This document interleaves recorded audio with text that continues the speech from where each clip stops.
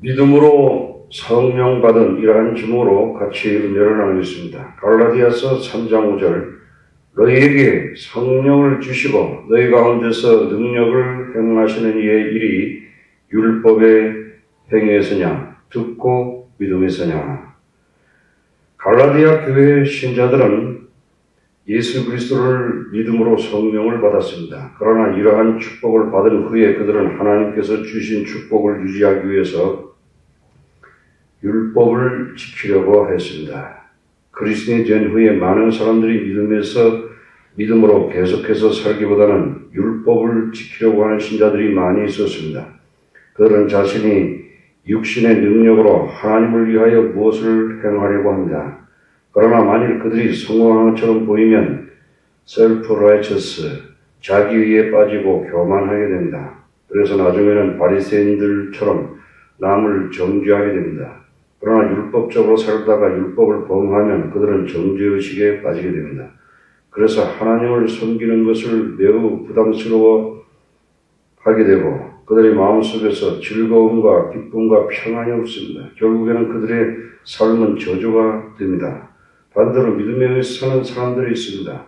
믿음으로 사는 사람들은 예수님께서 우리를 위해서 행하신 것을 항상 기억하는 사람들입니다. 예수님의 은혜의 기초에서 그들은 성령의 도우심에 의해서 하나님을 섬깁니다. 그들은 겸손하고 항상 감사하고 항상 기뻐하며 열매 맺는 삶을 살게 됩니다. 믿음으로 사는 이러한 삶은 축복받은 삶입니다. 오늘 축복받은 삶을 사는 법을 살펴보겠습니다. 첫째로 율법에 의해서가 아니라 믿음으로 사는 것입니다. 갈라디아서 3장 1절에 어리석도다 갈라디아 사람들아 예수 그리스도께서 십자가에 못 박히신 것이 너희 눈앞에 밝히 보이거늘 누가 너희를 꾀다냐. 바울은 갈라디아 사람들을 꾸짖고 믿음으로 돌아오게 하고 있습니다. 사도 바울은 갈라디아 신자들이 거짓 교사들의 나쁜 영향을 받아서 복음의 진리를 저버리게 된 것을 책망했습니다. 마귀가 갈라디아 교인들을 속였습니다. 마귀는 처음부터 거짓말장이요 살인자입니다. 마귀는 갈라디아 교인들의 영혼을 파괴하는 의도가 있었습니다. 마귀로부터 해방시키기 위하여 사도 바울은 갈라디아 교인들에게 복음을 생각나게 했습니다. 갈라디아서 3장 1절에 예수 그리스도께서 십자가에 못 박히신 것이 너희 눈앞에 밝히 보이거늘 갈라디아 교인들을 위한 바울의 메시지는 그리스도께서 십자가에 못 박힌 것에 초점을 맞추었습니다.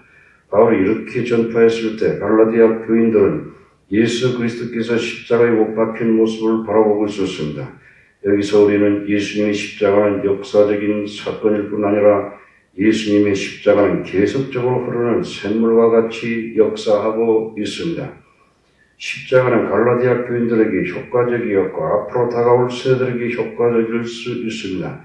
왜 그렇습니까? 왜냐하면 예수님은 십자가에서 내가 다 이루었다라고 말씀하셨기 때문입니다. 십자가에서 예수님께서 죽으신 다음에 부활하셨습니다. 이것은 예수님의 십자가의 죽으심이 완전한 희생제물로서 하나님이 받으실 만한 것이라는 것을 증명하는 것입니다. 로마서 4장 25절에 예수는 우리의 범죄함을 위하여 내어줌이 되고 또한 우리를 의롭다 하심을 위하여 살아나셨느니라. 그리스도는 그분의 죽으심과 부활을 통하여 영원한 구속을 성취하셨습니다. 히브리서 9장 10절에 염소와 송아지의 피로 아니하고 오직 자기 피로 영원한 속죄를 이루사 단번에 지성소에 들어가셨느니라.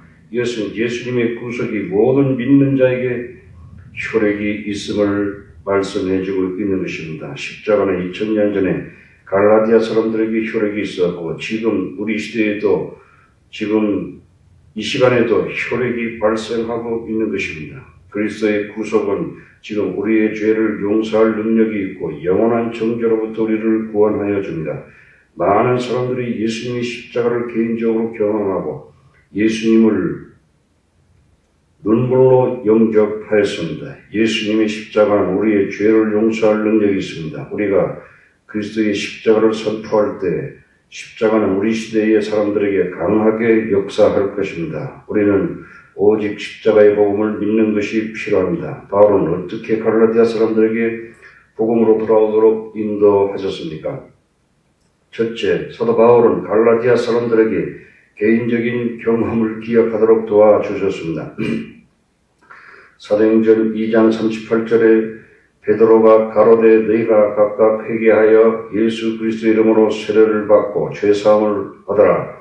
그래하면 성령을 선물로 받으니 사도행전 13장 51절에 제자들은 기쁨과 성령이 충만하니라. 성령은 복음의 메시지를 믿는 자들에게 거처를 함께 하십니다. 성령은 우리를 새로운 피조물로 변화시켜 주십니다. 성령을 받는 일은 율법을 지킴으로써 아니라 복음을 듣고 믿을 때 받습니다.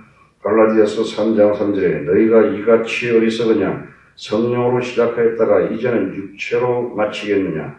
갈라디아 사람들은 믿음으로써 성령을 받았습니다. 그러나 그들이 할례를 받아서 율법을 지켜야 한다고 했을 때 그들은 동의했던 것입니다. 갈라디아 사람들은 율법을 지킴으로써 성화의 과정을 거치는 것이라고 생각했습니다.